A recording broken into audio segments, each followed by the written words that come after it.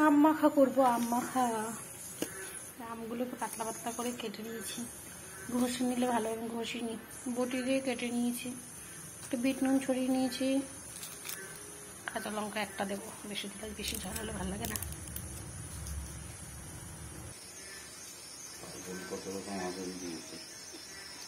আসুন,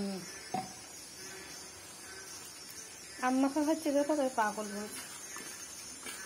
আর কি দেবো বলো তার মধ্যে? একটু চিনি,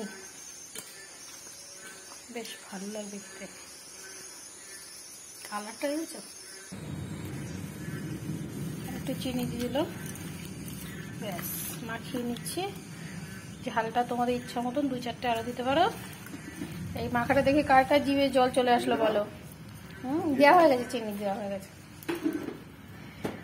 দেখো কার কার জিভে জল চলে আসলো, শিগগিরই কমেন্ট করে বলো। আমি তো দেরি সহ্য করতে পারছি না। হ্যাঁ।